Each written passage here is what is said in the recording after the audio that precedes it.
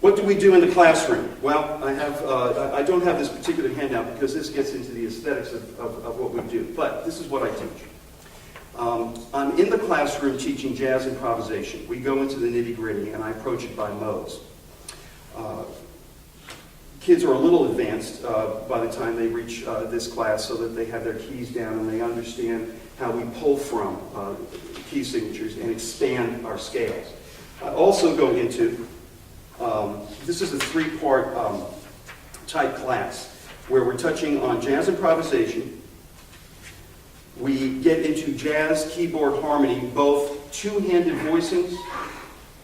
It's an open voicing, like a 1/7 fret 3/5/9 chord on the two, and then 2/5/1s, and then we get into a left-handed rootless, so that their right hand is free to play the accompanying scale or even the melody. This is for the non-pianist, so that at 16 or 17 they're leaving with the knowledge of how the keyboard works and how it pertains to an open and closed voicing for arranging, writing, as well as comping for somebody.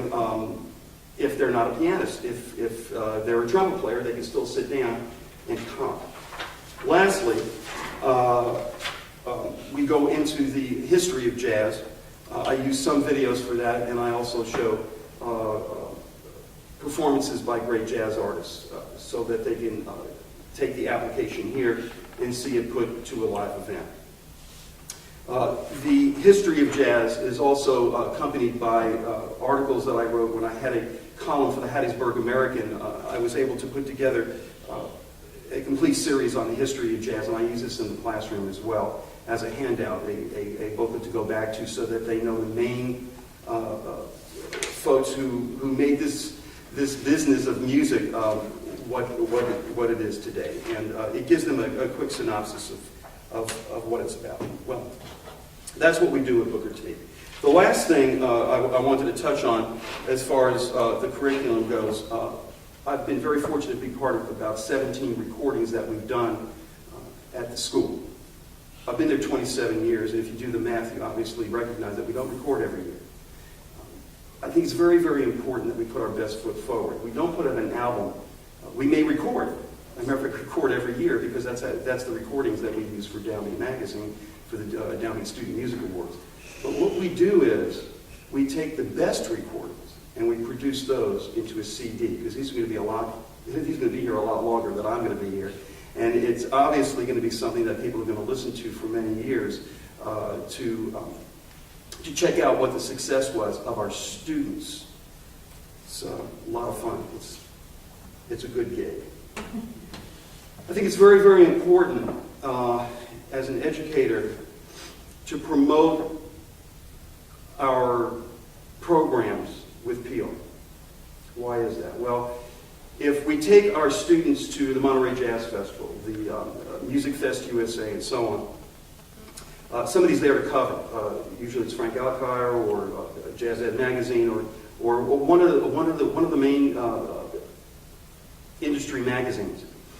For a while there, I think you might remember, if you're as old as me, the auditions column in Downbeat Magazine. The school had 21 of our students during that 3-year period talked about, pictured in Downbeat Magazine as a student who was the next generation jazz artist. And if we get the kids out there, if we get them identified, you know Nora Jones, Roy Hargrove, and Erica Badu coming out of Booker T, but there are hundreds of kids like Sean Martin and Spud Seawright and Keith Anderson and Keith Loftus and Danny O'Brien and Alan Emmerich and all these wonderful kids that not only have their own Grammys, but are holding up the industry. And I think as an educator, that's what we are most concerned about, is holding up our industry so it moves forward in a quality direction. So in closing, I guess I could just say this, that this is very, very much, I think jazz education is very, very much like the history of our music itself. There are innovators that came before me. I think it was 1967, David, that Jerry had his book out. I was the All-State Jazz trumpet player in high school in 1968, and Jerry Coker was the conductor.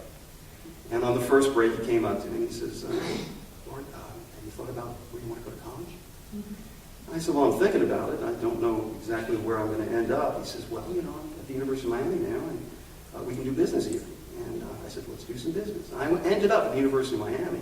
But what he showed me at that meeting was his thesis from Indiana University. It's called Improvising Jazz. It was the first book on the market, I believe, I'm correct on that, in how to approach jazz in a clinical sense. And from there, we've had, I don't want to use the word an explosion, but we've had so much that we can pull from now as educators of quality that have come from that first statement. Well, I think it's important that we look at the history of our educators, recognize them, cherish them, and pull from them, and continually evolve. Lastly, there are two organizations that are doing that in a big, big, big way. I'm not only on the faculty during the summer at the Brubeck Jazz Colony, but I'm a fan. I called Frank Alkire a while back, and I said, what needs to happen here, and please bear with me for a minute, Frank, I said, you know, you have two organizations. You have an organization that's identifying the beginnings of the industry going forward during the summer, in the Summer Jazz Colony, and identifying those kids into the Brubeck Institute. And then you have the Monk Institute that takes that refinement and takes it to the next level. I said, people don't understand what these organizations are about. How about doing a major article on these organizations? It'll appear in the October issue, the Jazz Education issue of Downbeat Magazine. And I'm very, very excited to read that article. I'm not writing it, but I think it's time that the general public have a better understanding of what those two organizations do. And what they're doing is pushing the music forward through the education history that we've had through our educators. And I have to say that Dave Brubeck is right there. He's right there. He cares. I've had conversations with him and talked to him. We opened for him about 15 years ago in Colorado, Northern Colorado University, their jazz festival. And he cared then, he cares now, and the music will continue because of our community. And in that sense, I hope everyone will jump on the wagon here for our new organization, GEM. It's the next step forward for what we do, how we do it, and why we do it. Thanks for having me. I appreciate you all.